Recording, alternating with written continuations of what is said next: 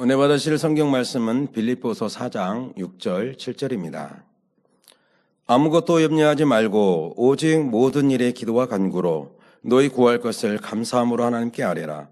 그리하면 모든 지각에 뛰어난 하나님의 평강이 그리스도 예수 안에서 너희 마음과 생각을 지키시리라. 아멘. 해외 선교국 손영락 장로님께서 러시아 출장 선교 보고 감사의 근육을 키우자라는 제목으로 말씀 증거해 주시겠습니다.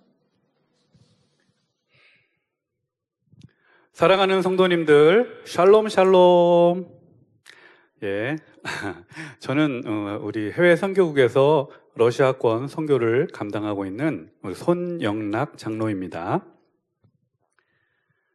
먼저 오늘 귀한 단에서 선교 보고할 수 있도록 배려해 주신 우리 사랑하는 당회장님께 감사를 드립니다. 먼저 제가 짧게 저를 소개하고 또 간증도 좀 드리겠습니다.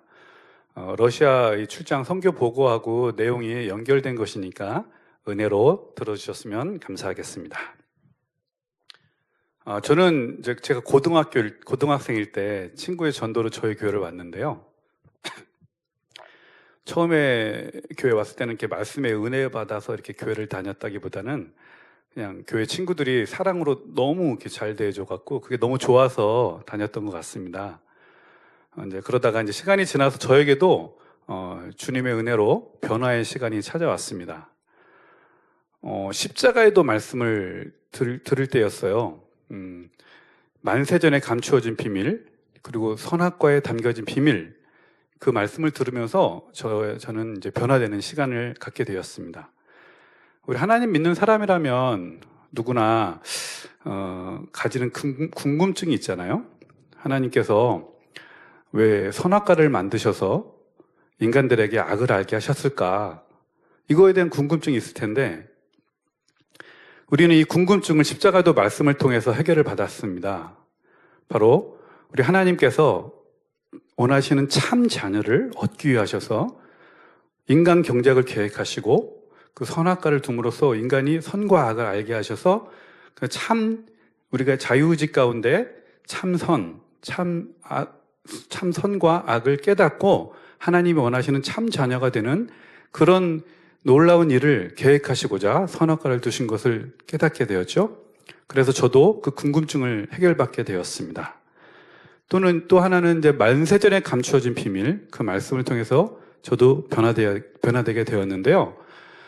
우리 죄 없으신 예수님을 십자가에 못 박음으로 죄의 싹슨 사망이라는 그런 영계의 법칙을 어김으로 이제 예수님을 믿는 자들은 구원받을 수 있는 길을 열어주신 그 놀라운 비밀, 그 비밀을 원수마귀가 미리 알면 안 되었기에 만세전에 감추어졌다라는 말씀이잖아요.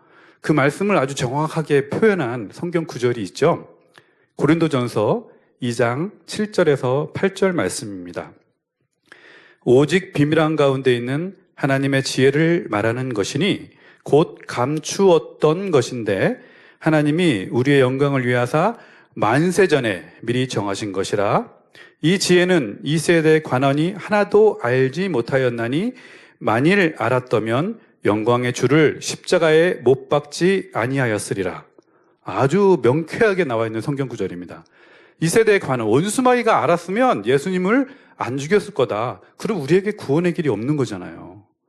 이 놀라운 말씀, 만세전에 감춰온 비밀을 저는 듣고 깨닫고 너무 황홀하고 깊어서 어떻게 표현을 못 하겠더라고요. 그 당시에 몇 날 며칠 잠을 잘 못 잤을 정도였습니다. 우리 성도님들도 주님을 처음 만났을 때 그 첫사랑을 기억하실 겁니다. 저는 이렇게 표현합니다. 그냥 마냥 행복했고 잠을 안 자도 피곤하지 않았고 넘치는 성령 충만.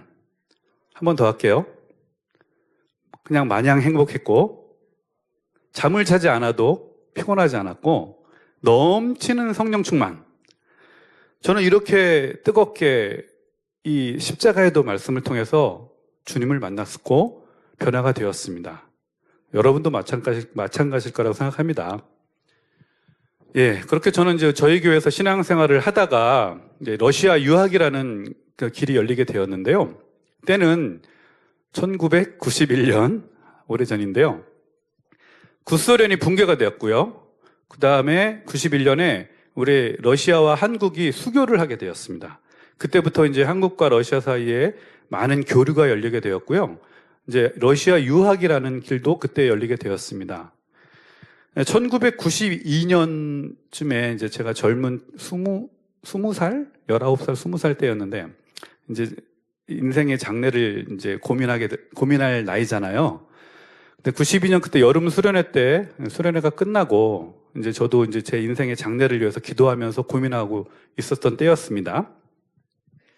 그래서 8월 한 달 동안 저는 3일 금식을 3번 했어요. 그러니까 3일 금식하고 보식하고, 금식하고 보식하고 이렇게 3번을 하면서 아버지 하나님, 저 아버지 하나님의 영광을 위해서 살기를 원하는데 어떻게 내 인생을 살아야 될까요? 하면서 기도하면서 금식을 했는데 3일 금식 3번째 마치는 날 그 러시아 유학 광고를 보게 된 겁니다. 근데 그게 제 마음에 그냥 확 들어왔어요. 그래서 이게 그냥 이 금식과 기도의 응답이라는 게 바로 마음에 왔습니다. 근데 이제 제가 러시아 유학을 가야 되겠다 했더니 이제 주변 분들이 거의 대부분 반대를 했습니다. 뭐라고 하시냐면 지금이 92년 지금이 어느 때인데 주님 오실 날 얼마 안 남았는데 그것도 그 위험한 러시아에 가냐, 러시아 유학이 말이 되냐, 이런 식으로 말을 하셨던 것입니다.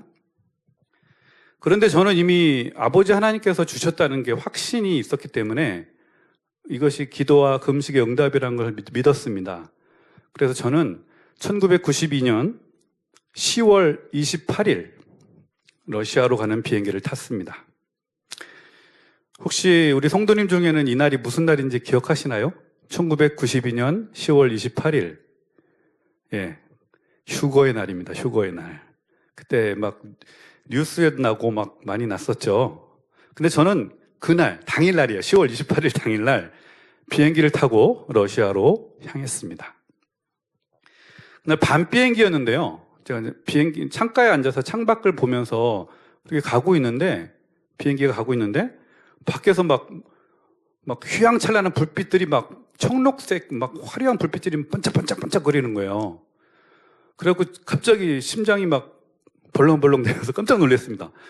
이게 혹시 그 휴거인가 라고 생각을 했었는데 알고 봤더니 오로라였습니다. 오로라. 러시아 이제 겨울에 북쪽 지방에서 볼 수 있는 오로라였는데요. 저는 그때 생애 처음으로 오로라를 비행기 안에서 봤고 지금까지 그게 처음이자 마지막이었습니다. 이렇게 저의 러시아의 유학 생활이 시작이 되었고요. 저는 이제 1992년에 가서 98년까지 6년 동안 러시아 상트페테르부르크 국립대학에서 유학을 했습니다. 러시아에서의 유학 생활은 쉽지 않습니다. 어려웠는데요. 저는 이제 근데 하나님께서 주신 응답이었기에 이게 하나님께서 저의 길을 예비하시고 계획하신다는 것을 믿었습니다. 그래서 그 어려움을 잘 이겨나갈 수 있었습니다. 그 유학 생활에 있었던 에피소드를 하나 말씀드리겠습니다. 혹시 백야라고 들어보셨나요? 백야? 백야는 이게 북위 60도 이상에 있는 그 도시에서 나타나는 현상인데요. 여름철 하지를 중심으로 낮이 엄청 길고 밤이 아주 짧은 그걸 백야라 그럽니다. 12시, 1시, 새벽 1시 이때쯤 가도 화내요. 그리고 이제 약간 어두워졌다가 한 3시쯤 되면 또 해가 뜹니다. 실제로 이제 제가 해봤는데 밤 11시, 12시쯤에 조명 없이 야외에서 운동을 할 수 있습니다. 예, 그게 백야인데요. 이제 하루는 제가 이제 공부를 하다가 좀 피곤했나 봐요. 잠이 들었어요. 한참 자다가 이제 깼는데 시계를 봤더니 6시입니다. 6시. 근데 아침 6시인지 저녁 6시인지 구분이 안 됩니다. 왜냐? 해가 중천에 떠 있습니다. 아침 6시인지 저녁 6시인데 똑같이 해가 중천에 떠 있어요. 그러니까 구분이 안 돼서 친구한테 전화해갖고 야 지금 아침이냐 저녁이냐 이렇게 물어봤던 그런 기억이 있습니다. 반대로 이제 겨울철에는 반대 현상이 일어납니다. 밤이 엄청 길고요. 낮이 아주 짧습니다. 그리고 러시아의 겨울은 아주 춥습니다. 많이 춥습니다. 한국에서는 이제 영하 한 10도 정도 되면 굉장히 추운 날씨잖아요. 근데 러시아는 이제 영하 10도 정도면 그냥 적당한 기본 날씨입니다. 그러니까 추울 때는 한 영하 30도까지도 내려가고요. 이제 하루는 제가 학교 가기 위해서 집에서 이제 밖으로 나왔는데 눈이 잘 안 떠지는 거예요. 여러분 혹시 경험해 보신 적 있는지 모르겠는데 겨울철에 추우면 이제 코 안이 얼어서 코 안이 빡빡한 그런 느낌 있잖아요. 근데 러시아는 이제 추워지면 어떻게 되냐면 눈 주위에 있는 습기가 얼어갖고요. 밖에 나오면 눈이 뻑뻑해요. 이제 그런 거를 저도 그때 처음 경험해 봤습니다. 그리고 또 바람도 많이 불고 그래서 러시아에서는 꼭 털모자를 쓰는데 러시아 털모자 쓰는 그런 우리 그림이나 사진, 영상들을 여러분도 봤을 것입니다. 제가 이제 러시아에서 유학하는 동안 경험했던 가장 추운 날씨 온도가 영하 35도였습니다. 영하 35도. 영하 35도를 경험해 본 분들은 아마 많지 않겠죠. 한국에서는. 예, 이렇게 저는, 여러 가지 어려움도 있었고, 또 믿음으로 지켜나갔고, 또 이렇게, 하면서 6년간 러시아 유학 생활을 잘 마쳤고요. 그래서 이제 러시아 상트페테르부르크 국립대학교 학사과정, 석사과정, 그 6년 과정을 잘 마치고 졸업을 하고 98년도에 이제 한국에 오게 되었습니다. 98년이요? 98, 99 사건이 있을 때였습니다. 근데 저는 이제 98년에 한국에 오자마자 교회 직원으로서 러시아 선교를 위해서 일하기 시작했습니다.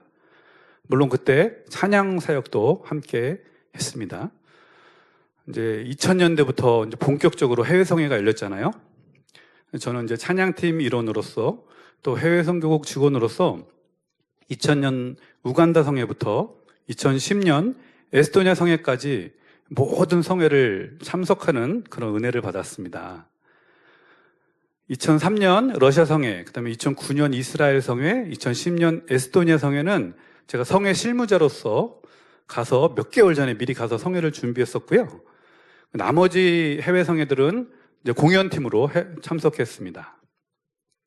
저에게 이제 가장 기억에 남는 해외 성회는 첫 번째 성회였던 우간다 성회입니다. 우간다 성회 때 우리 성도님들도 그 화면을 기억하실 겁니다. 이제 원로 목사님께서 환자기도가 딱 하고 있는데 그냥 벌써 시작하자마자 치료받은 사람들이 막 단으로 올라오고 군중들이 막 기뻐서 소리 지르면서 의자 들고 막 소리치면서 막 환호하는 그런 모습을 보았잖아요. 저도 생전 처음 보는 모습이었습니다. 근데 제가 그걸 보면서 뭘 느꼈는지 아십니까? 제가 처음 십자가의 말씀을 통해서 은혜 받았을 때 어떻게 했다 그랬죠? 그냥 마냥 행복했고 잠 안 자도 피곤하지 않았고 넘치는 성령 충만이라 그랬잖아요. 근데 그 우간다 성의 그 현장에서 그게 또 그 느낌을 받은 겁니다. 첫사랑의 그 뜨거움을. 그래서 그걸 느끼면서 우간다 성회가 저에게는 가장 기억에 남고 인상적인 성회가 되었습니다. 그리고 이제 2003년에는 러시아 상트페테르부르크에서 연합성회가 열렸습니다.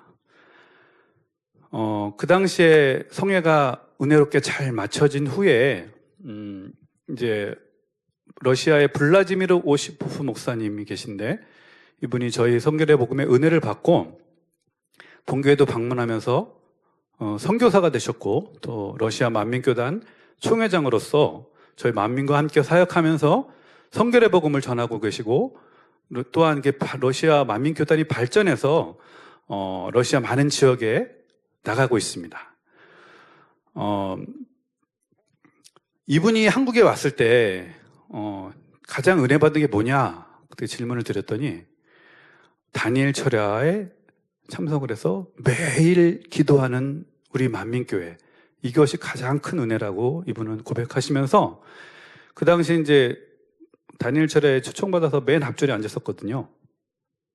그때 이제 원장님께서 우리 블라디미르 목사님과 러시아를 위해서 우리 함께 기도합시다. 주여! 하고 성도님들이 한꺼번에 우리 러시아를 위해서 기도하신 겁니다. 이분이 그 기도를 들으면서 너무 은혜를 받고 감동을 받으셨고, 그래서 이분이 항상 고백하는 게 저는 만민교회에서 가장 좋은 것은 매일 기도하는 교회라는 것입니다. 라고 항상 표현하십니다.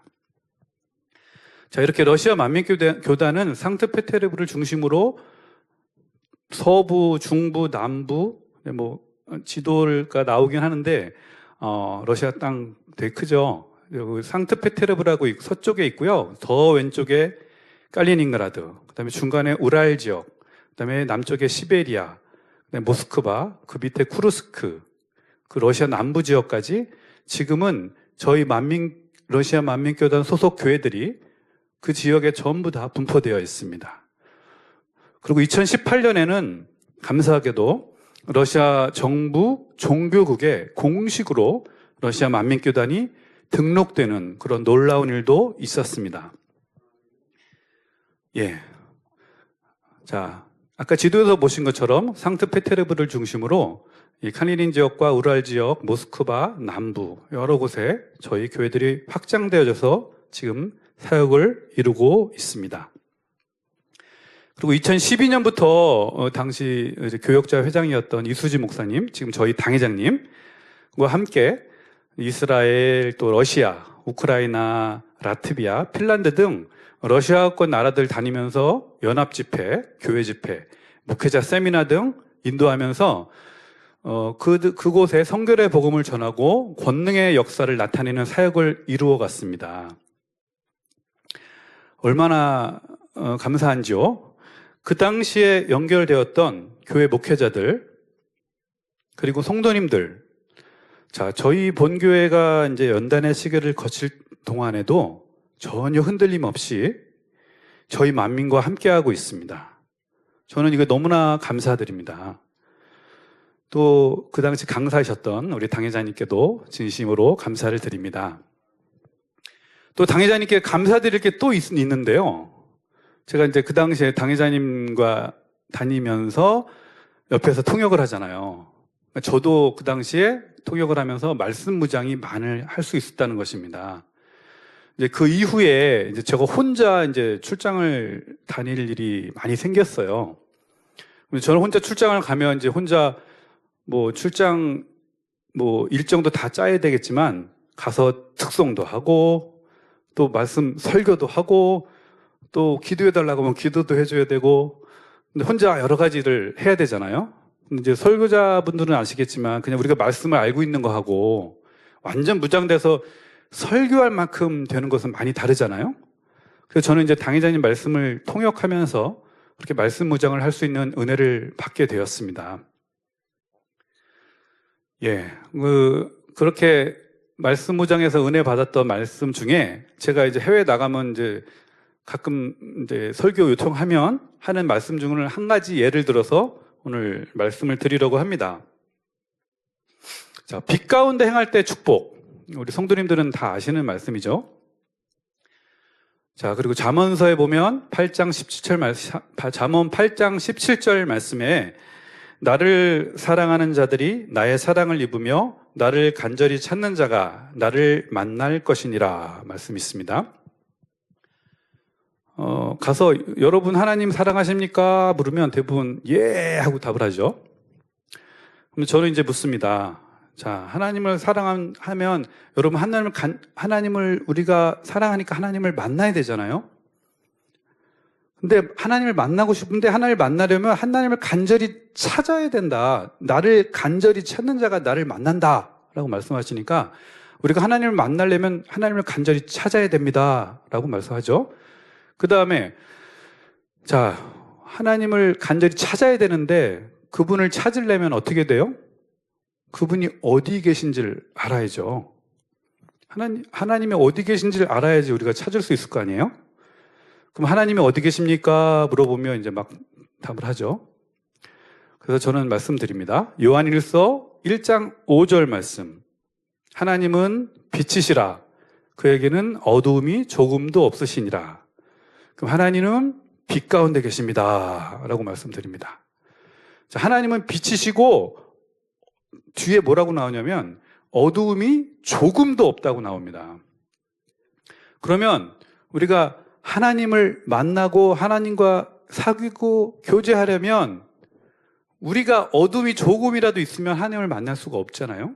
하나님은 빛 가운데만 계시고 어두움은 조금도 없기 때문에 우리가 하나님을 만나려면 빛 가운데로 행해야 됩니다. 맞습니까? 아멘. 자, 그러면 빛 가운데 행한다는 게 뭘까?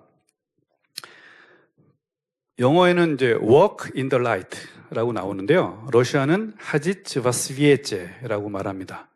자, 이 말을 이제 러시아어로 표현하자면 러시아로 가서 제가 설교를 하니까 어떤 빛 가운데 행한다. 이 한국어 표현이 어떻게 표현이 되냐면 빛으로 발걸음을 옮긴다. 내 발걸음을 빛으로 간다라고 표현을 합니다. 자, 그러면 아까 말씀드린 것처럼 하나님은 빛 가운데 계시고 어둠이 조금도 없으세요.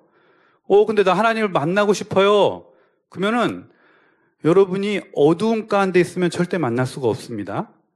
요한일서 1장 7절 말씀, 저가 빛 가운데 계신 것 같이 우리도 빛 가운데 행하면 우리가 서로 사귐이 있고 그 아들 예수의 피가 우리를 모든 죄에서 깨끗하게 하실 것이요 말씀하십니다. 그렇기 때문에 우리가 어두움에 있으면 안 되고요.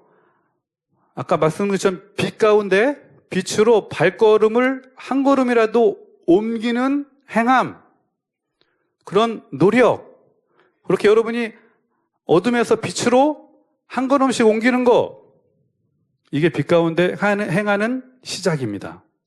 자, 우리가 말 한마디, 선하게 생각, 선한 행동, 이렇게 먼저 내가 선으로 한 발짝, 한 걸음 행하는 거, 이게 빛 가운데 행하는 시작입니다. 이렇게 여러분이 행할 때 성경이 뭐라고 나오냐면 예수의 피가 우리를 깨끗하게 하신다 말씀하십니다. 예수님의 피로 우리가 깨끗함 받고 빛 가운데 행해서 하나님과 교제하는 삶, 이것이 빛 가운데 행하는 축복입니다. 라고 해외에서 가끔 설교를 하고 있습니다. 예. 자, 이제 본격적으로 러시아 출장 선교 보고 말씀을 드리겠습니다. 제가 이제 10월 22일부터 30일까지 8박 9일 일정으로요, 러시아 출장을 다녀왔습니다. 현재 러시아는 우크라이나와 전쟁으로 직항이 없어서 저는 이제 중국 상하이를 경유해서 17시간 만에 상트페테르부르크에 도착을 했습니다. 근데 최근에 이제 러시아의 그 한국인에 대한, 우리가 한국이 그래 서방 우크라이나 편에 서 있잖아요. 우리나라 대한민국이. 그러다 보니까 한국인에 대한 이미지가 그렇게 좋지가 않아요. 러시아에 가면. 그래서 공항 수속할 때 막 어려움을 겪었다라는 그런 뉴스와 소식들을 제가 여러 개를 접했습니다. 그렇기 때문에 저도 내심 기도하면서 이 공항 수속을 잘 준비해야 되겠다라는 생각을 했었고요. 그래서 이제 당회장님 이제 출장 기도를 받을 때 특별히 말씀을 드리고 출입국 형통할 수 있도록 기도를 받았습니다. 근데 이제 도착을 해서 이제 입국 심사대에 딱 섰습니다. 근데 딱 봤는데 안에 아주 친절하게 생긴 여자분이 계신 거예요. 그래서 다행이다. 그리고 이제 물어보길래 이제 관광 왔고 또 이제 제 친구들이 여기 많이 있습니다. 그렇게 말씀을 드렸더니 이분이 바로 그냥 1초도 안 돼서 도장 꽝꽝 찍으시더니 관광 잘 하시고 친구들 만나서 좋은 시간 보내세요 하고 하시는 거예요. 딱 10초 만에 끝났습니다. 10초. 제가 듣기로 누군가가 3시간 동안 공항에서 검문 받았다는 소식도 들었었거든요. 이렇게 아주 형통하게 나오게 되었고요. 공항에는 이제 저 블라지미르 목사님 청회장님 부부와 또 부목사인 안드레이 목사님 부부가 저를 이렇게 따뜻하게 맞아주셨습니다. 오랜만에 만났으니까 너무 행복했고요. 감회가 새로웠습니다. 이제 그 다음에 이제 또 들은 얘기인데요. 그 전날 화요일에 이 상트페테르부르크 국제공항이 폐쇄되었다는 거예요. 하루간 일시 폐쇄. 왜 그랬냐 보니까 우크라이나에서 이제 러시아를 본토를 향해서 이제 드론 미사일을 요즘에는 쏘잖아요. 그게 이제 어느 방향으로 가느냐에 따라서 그 방향에 있는 도시의 공항들이 일시적으로 폐쇄가 된다고 합니다. 근데 화요일 날 상트페테르부르크 공항이 드론 공격 방향이 맞아서 거기 폐쇄가 된 거였어요. 근데 저는 이제 수요일 날 도착했거든요.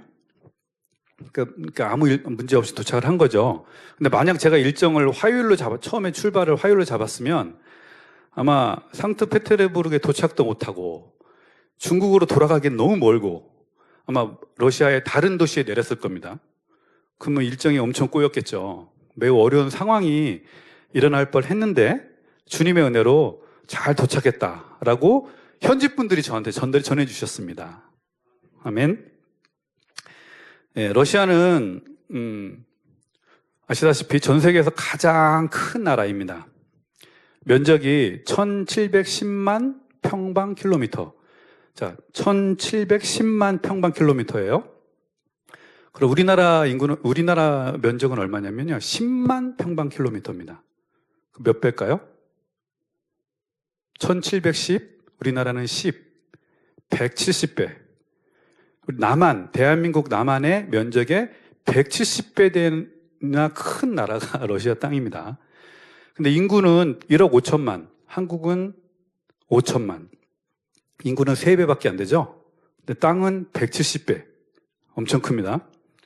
그리고 이제 서쪽부터 동쪽까지 시차가 10시간이나 납니다.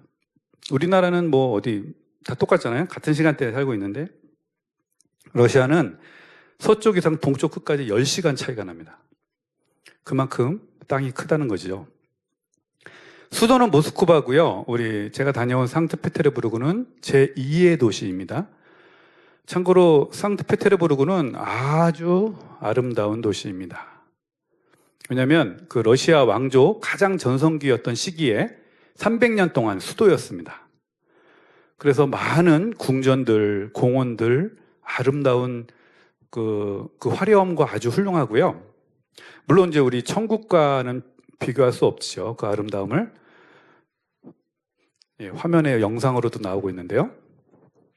근데 우리가 이제 천국의 아름다움을 우리도 항상 소망하면서 상상하고 하잖아요. 그런데 구체적으로 이 땅에 있는 아름다운 궁전, 그리고 멋진 자연을 보면 우리가 천국을 더 구체적으로 상상할 수 있고 천국에 대한 소망을 더할 수 있지 않습니까? 근데 그 당시 황제들 위해서 만든 이런 아름다운 궁전들, 공원들 이렇게 눈으로 보면 정말 너무 화려하고 반짝반짝거리고 보고 있으면 막 기분이 막 저절로 좋아집니다. 이제 그러면서 천국이 얼마나 더 아름다운가 우리는 마음에 더 느낄 수 있게 되겠죠. 이렇게 아름다운 도시가 상트페테르부르크입니다.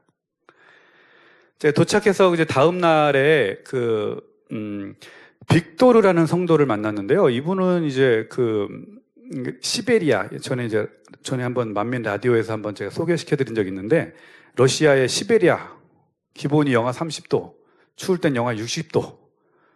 그 시베리아의 지역에도 저희 성도들이 있습니다.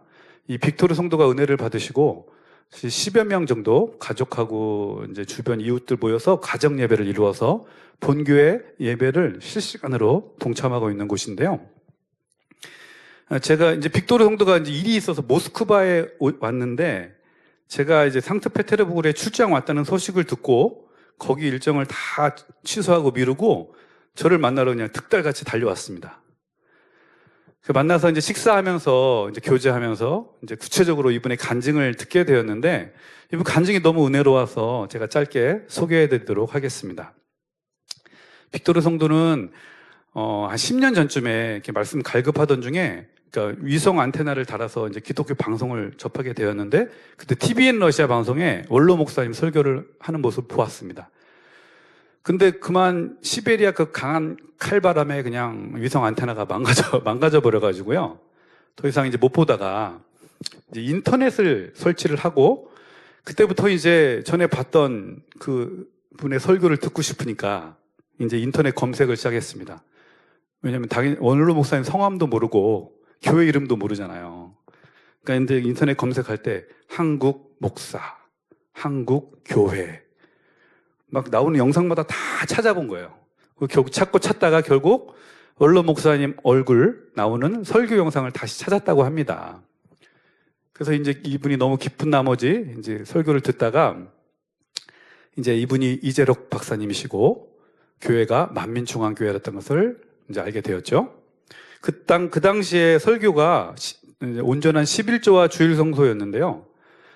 이분이 이제 주변 교회들, 다른 목회자들한테 왜 안식일이 토요일에서 일요일로 바뀌었는지 궁금해서 물어보면 명확하게 답을 주는 데가 없어서 이분이 항상 답답했다고 하는데 그 당시 이 온전한 주일 성소와 11조 말씀을 듣고 너무 명쾌한 설교에 이분이 원로 목사님 설교에 완전히 반하게 되었다고 합니다.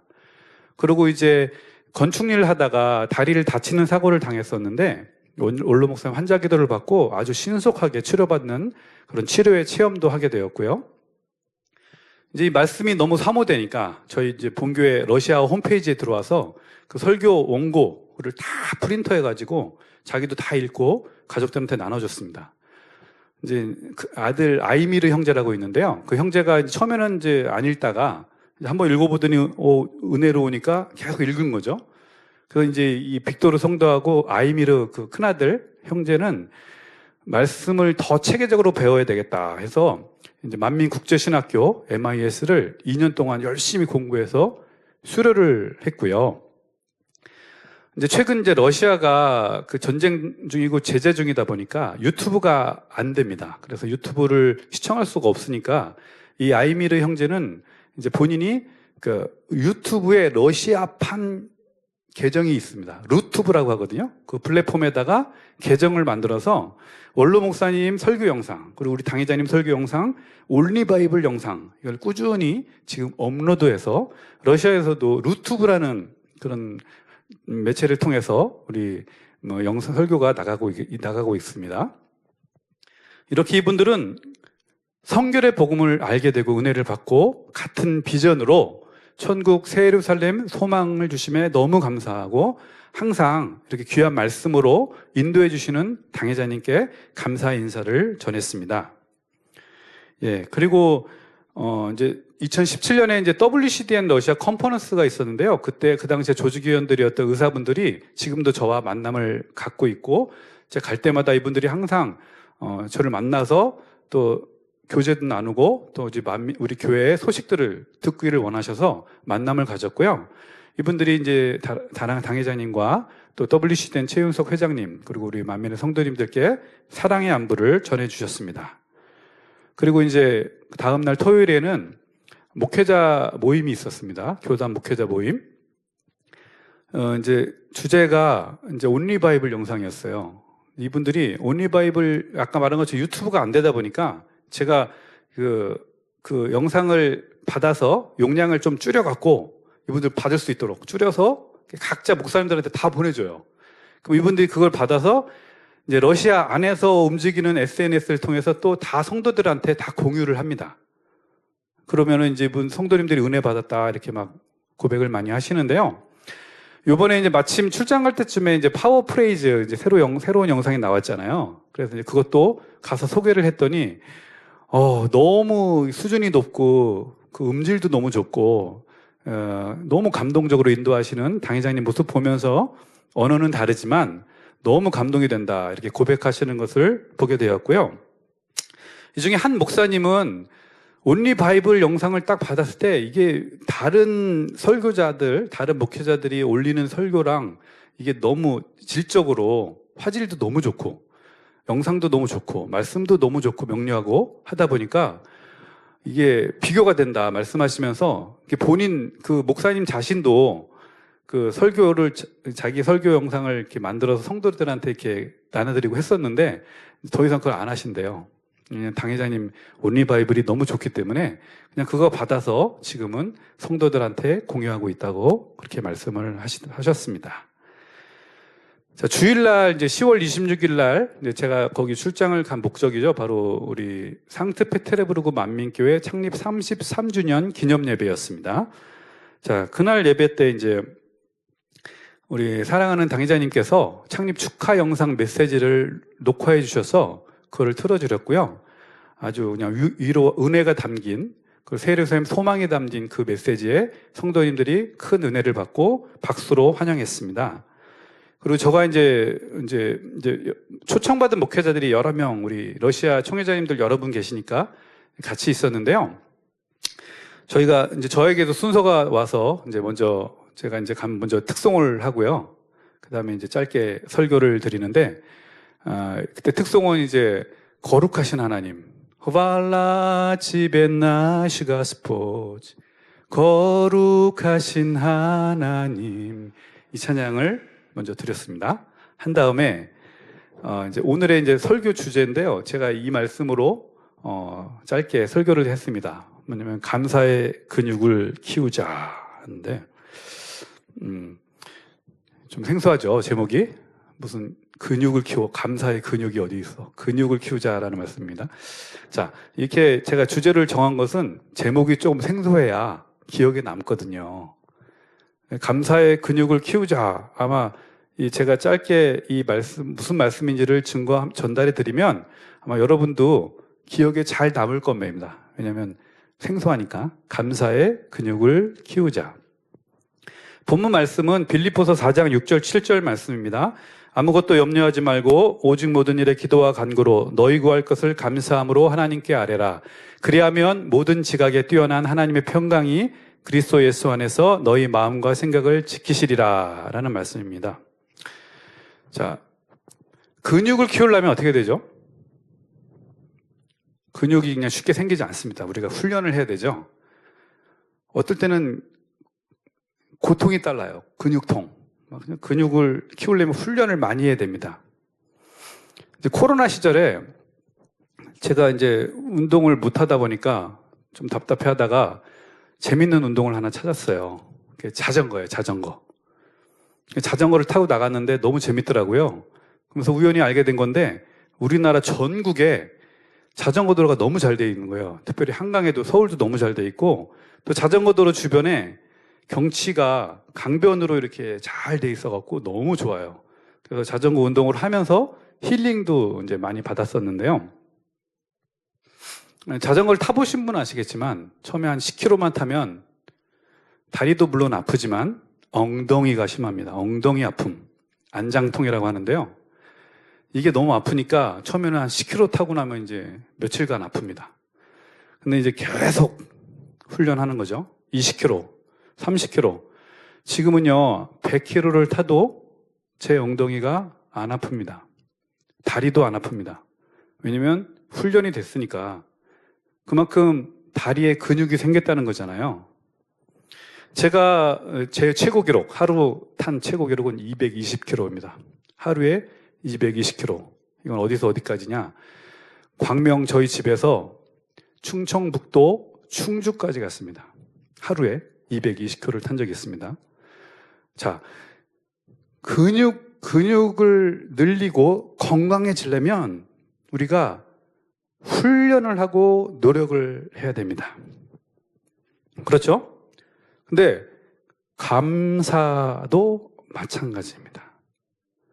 감사도 여러분이 근육을 훈련하듯이 감사의 근육을 키워야지 감사의 조건이 늘어나고요. 그래야지 감사가 더 많이 나옵니다.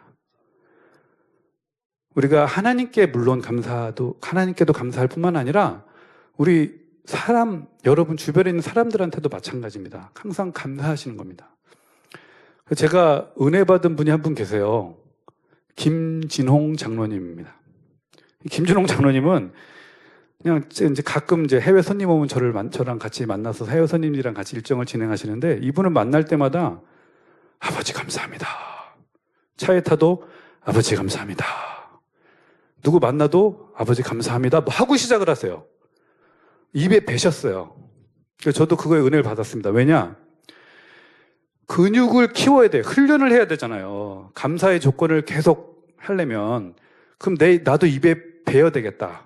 아버지 하나님 감사합니다. 아버지 하나님 감사합니다라고 먼저 말로 시작을 하면 이게 훈련이 되겠다라고 생각을 했습니다. 제가 220kg까지 타보고 내 다리가 튼튼해지고 내 엉덩이가 이제 안 아프고 근육이 생겨서 건강해진 것처럼 감사의 근육을 키워야 되겠다. 그 제일 먼저 말부터 하자. 그래서 아버지 하나님 감사합니다. 일어나도 처음에 아침에 일어나도 아버지 하나님 감사합니다. 누구 만나도 아버지 하나님 감사합니다. 그러니까 먼저 이렇게 해보려고 저도 노력을 하고 있거든요. 우리 성도님들도 감사의 근육을 키우기 위해서 먼저 아버지 하나님 감사합니다부터 시작을 하십시오. 입에 달고 사십시오. 아멘. 자, 성경에 빌립보서 말씀 뭐라고 나오냐면, 자, 기도하고 감사를 하면 모든 지각에 뛰어난 하나님의 평강이 우리의 마음과 생각을 지키신다. 우리의 마음과 생각을 지키시는 게 하나님의 평강이시래요.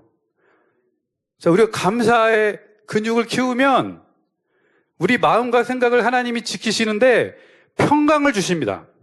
저는 이게 참 행복이고 참 축복이라고 생각합니다. 그래서 감사의 근육을 키우자. 이제 안 잊어버리시겠죠? 예, 잘 기억하시기 바랍니다. 예, 이렇게 제가 러시아어로 현지에서 설교를 했습니다.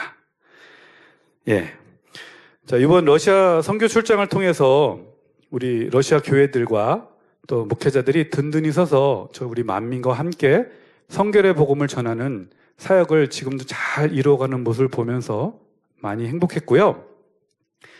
이를 위해서 우리 물심양면 도와주시는 당회장님과 또 많이 기도해 주시는 우리 성도님들께도 감사를 드립니다.